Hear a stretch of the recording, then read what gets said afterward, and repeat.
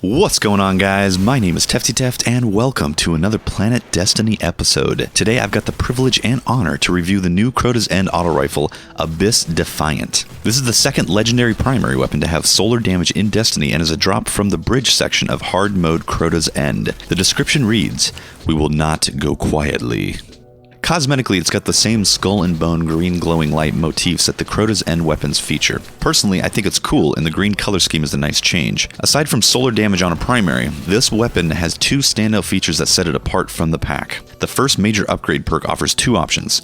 Hipfire. This weapon has bonus accuracy while firing from the hip. And Focus Fire. Suros Regime made Focus Fire famous in the PvP community and is a much sought after perk for auto rifle enthusiasts. However, some people don't like how slow the fire rate becomes with Suros Regime once the perk has been purchased. This is not the case with Abyss Defiant. Focus Fire effectively gives the option to have a higher impact, slower rate of fire option built right into a lower impact auto rifle. Being able to effectively turn this on or off is an awesome perk. Hipfire might be a bit more useful in Nightfall strikes when the solar burn modifier is active, but most people will opt for Focus Fire as a main upgrade to have. The other perk is Lichbane. Projectiles have a chance to disorient hive wizards. Abyss Defiant is the only weapon that has this perk. Although this is very situational, the ability comes in very handy. It's effectively causing a flashbang grenade effect on wizards about 1 to 2 times for every entire magazine unloaded. Coupled with the solar damage, makes this weapon a wizard killer.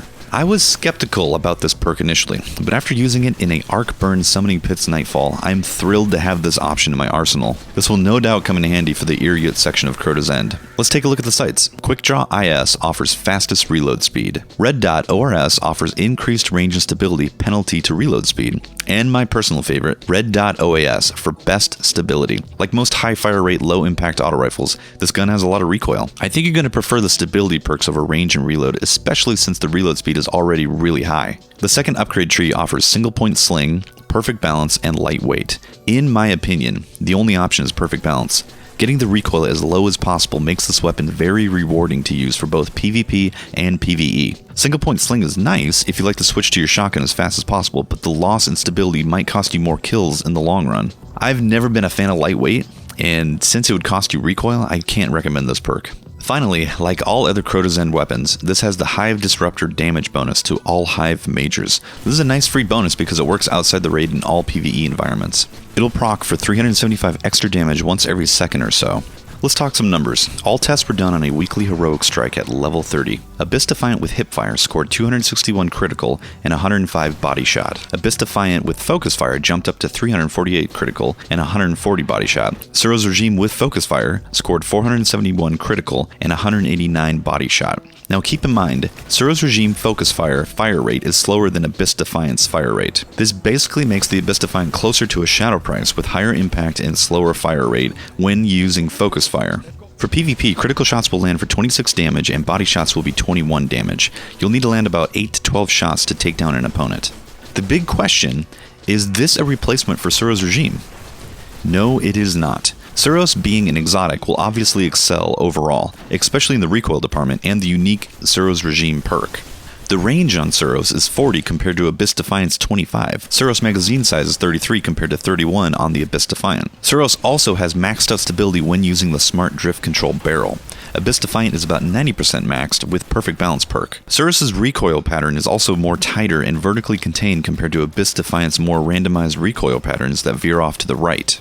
This is, however, an excellent alternative if you don't have a Suros Regime, or prefer to use an exotic special or heavy and want to keep the same general feel of a Suros Regime auto rifle. In PvP, I had a great time using this gun and didn't miss my Suros at all.